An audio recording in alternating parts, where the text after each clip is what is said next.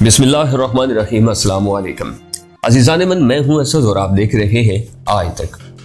मोअज़्ज़ज़ नाज़रीन ग्राम, ईरान के साइंसदान मोहसिन फ़खरीज़ादे के कत्ल के बाद अब दहशतगर्दों की नज़र डॉक्टर अब्दुल कदीर खान पर पड़ चुकी है, जो पाकिस्तान के मायनाज नामवर साइंसदान हैं और अब उनकी जान भी खतरे में है। ईरान के एक जाली ट्वीट अकाउंट से डॉक्टर कदीर के खिलाफ प्रोपेगेंडा भी किया गया है। जैसा कि आपके इल्म में है, पाकिस्तान ने इसराइल को तस्लीम करने से साफ इनकार कर दिया है, जिसकी वजह से साहूनी ताकतें पाकिस्तान के दर पे हो गई है। आलमी ममालिक में सियासी तब्दीलियां पाकिस्तान की सियासत और माईशत पर क्या असरात मुरतब करती है, आज की इस अहम वीडियो में तमाम इंकशाफात किए जाएंगे। मगर इससे कबल अगर आपने अभी तक हमारा चैनल सब्सक्राइब नहीं किया तो आपसे मुदबाना गुजारिश है कि हमारे चैनल को सब्सक्राइब कर लें और बेल आइकन को क्लिक कर लें, ताकि आपको तमाम मालूमात पर मबनी वीडियोस मिलती रहें।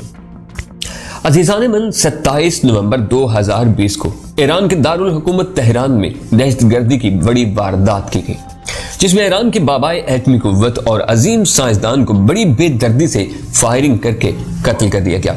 उस कत्ल के बाद पूरे खित्ते की आबो हवा मुख्तलिफ होकर रह गई है और इसके असरात पाकिस्तान तक भी पहुंचने शुरू हो गए। इसकी वजह पाकिस्तान और ईरान की मुश्तरका सरहद और हमसायगी है। गुज़िश्ता 2 सालों से पाकिस्तान और ईरान के ताल्लुकात पहले से बहुत बेहतर हो चुके हैं और यही बात यहूदी लाबी को परेशान किए हुए है और उनकी कोशिश है कि ईरान के साथ पाकिस्तान के गले पर भी छुरी फेर दी जाए। उसी वजह से मोहसिन फ़खरीज़ादे के कत्ल के बाद अब उन दहशतगर्दों की नजरें पाकिस्तानी साइंसदान डॉक्टर अब्दुल कदीर खान पर जमकर रह गई है और उनकी जान को भी खतरा लाहक हो चुका है, जिसका इंकशाफ मारूफ सहाफियों ने भी किया है और दिफाई तजिया निगार भी कर रहे हैं। पाकिस्तान के सहाफी साबिर शाकर ने इंकशाफ किया कि ईरानी साइंसदान के कत्ल के बाद अब मोहसिन ने पाकिस्तान डॉक्टर कदीर खान को भी दहशतगर्दी का सामना करना पड़ सकता है। मोहसिन फ़खरीज़ादे के कत्ल से ईरान एक बहुत बड़े नुकसान से दो चार हुआ है और एक बड़ा खला पैदा हो गया है। उनके कत्ल के पीछे सऊदी ताकतें हैं जो खित्ते के अमन के दर पे हैं और एक खूनी जंग मुसल्लत करना चाहती है, क्योंकि उससे कबल मुतअद्दिद बार अमेरिकी सदर ट्रंप ने ईरान पर एटमी हमला करने की धमकी दी है, लेकिन इस फैसले को बाज नागुज़ीर वजूहात की बिना पर मुअत्तल कर दिया गया। मोहसिन फ़खरीज़ादे के कत्ल पर ना इसराइल ने कोई बयान दिया ना अमेरिका ने, जिससे उनके मुलव्विस होने की शकूक बढ़ रहे हैं। अज़ीज़ान मन, मोहसिन फ़खरीज़ादे के कत्ल में वही तरीका इस्तेमाल किया गया जो मोहतरमा बेनज़ीर भुट्टो के कत्ल में इस्तेमाल किया गया। नेतन्याहू ने 2018 में बाज़ मशहूर शख्सियात का जिक्र किया था जो उनकी हिट लिस्ट पर थी, जिनमें उस मोहसिन फ़खरीज़ादे का नाम भी शामिल था। उसके साथ ये भी बताते चले उनकी हरकत और सकनात अमेरिका के रडार से भी मुशाहिदा की जाती थी। अब उसके बाद उनकी नजरें पाकिस्तान के नामवर साइंसदान की तरफ मबसूल हो चुकी है कि किसी तरीके से उनको भी हिलाक किया जाए या कम अज कम परेशान जरूर किया जाए। इसके लिए ईरान के जाली ट्विटर से उनके खिलाफ मनगढ़ंत प्रोपेगेंडा मुसलसल जारी है, जिसमें पाकिस्तानी साइंसदान पर इल्जाम लगाया जा रहा है कि उन्होंने ईरान के एटमी प्रोग्राम में ईरान की आनत की और हर तरह की मदद की। इस तरह से पाकिस्तान को बदनाम करने की मजमूम कोशिश की जा रही है, क्योंकि पाकिस्तान की खारजा पॉलिसी इस बात से मुतसादिम है, क्योंकि बैनुल-अक़वामी कानून के मुताबिक कोई भी मुल्क दूसरे किसी दोस्त मुल्क के एटमी प्रोग्राम में उसकी मदद नहीं कर सकता और पाकिस्तान का मौक़िफ़ बिल्कुल वाज़ेह है। ऐसी भी बुनियाद बातों से ही पाकिस्तान को नुकसान पहुंचाने की नाकाम कोशिश की जा रही है। उस ट्विटर अकाउंट के बारे में ईरान ने भी बता दिया है कि जाली अकाउंट है और इस तरह की खबरों से पाक ईरान दोस्ती को सबूताज करने की घिनौनी साजिश की जा रही है। अज़ीज़ान मन, अब हर तजिया निगार और दिफाही माहिर इस बात का इजहार कर रहा है कि इस तरह की बयानबाजियों के पीछे इसराइल का हाथ है और वो इस तरह का प्रोपेगेंडा करके ईरान पाकिस्तान की दोस्ती की राह में रोड़े अटका रहा है। उसकी वजह पाकिस्तान का इसराइल को तस्लीम करने से साफ इनकार है। पाकिस्तान ने आलमी दबाव के बावजूद इसराइल को तस्लीम करने से इनकार कर दिया है। दबी दबी जुबान में पाकिस्तान को यह पैगाम भी दिया जा रहा है कि इसराइल को तस्लीम करने में तुम्हारी बचत है, वरना तुम्हारा अंजाम भी मोहसिन फ़खरीज़ादे जैसा हो सकता है। लेकिन इन सब बातों के बरक्स पाकिस्तान हुकूमत ने 2 टोक अल्फाज में ऐलान कर दिया है कि इसराइल को तस्लीम करने या करवाने की कोई कोशिश कामयाब न होगी और किसी तौर उसे तस्लीम नहीं किया जाएगा।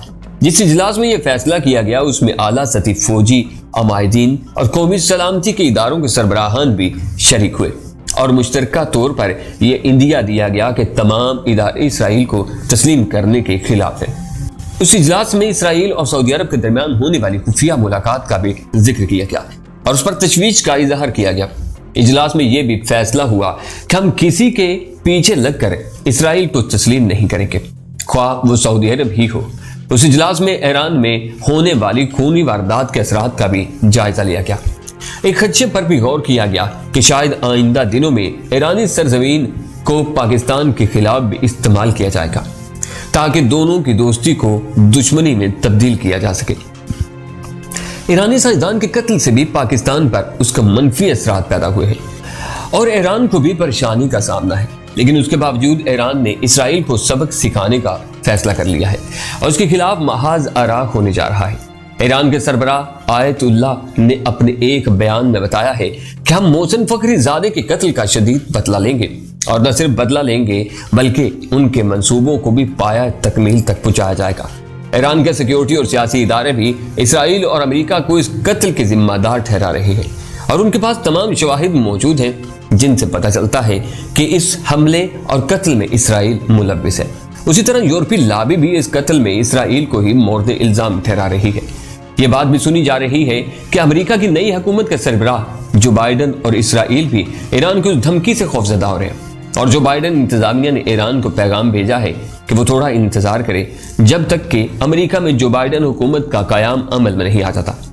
عزیزان من، جو بائیڈن اصل میں ایران کے بارے میں نرم گوشہ رکھتا ہے، لیکن اس کے برعکس ٹرمپ ایران کو اپنا شدید دشمن گردانتا ہے۔ عزیزان من، لیکن ایران حکومت نے اس کے جواب میں دو ٹوک الفاظ میں بتا دیا ہے، اس قتل کا انتقام ہمارے لیے ناگزیر ہو چکا ہے، لیکن اس کا فیصلہ بعد میں کیا جائے گا اور اسے خفیہ رکھا جائے گا۔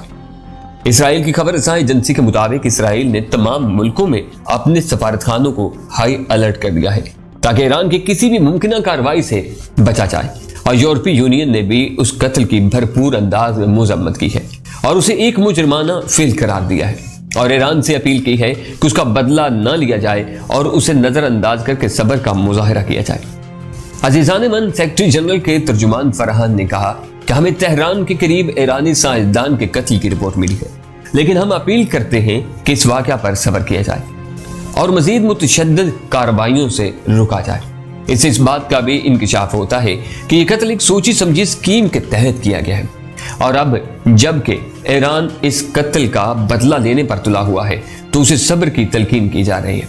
پاکستان کو بھی اپنی سیکیورٹی کو ہائی الرٹ کرنے کی ضرورت ہے، نہ جانے کس وقت کیا واقعہ رونما ہو جائے۔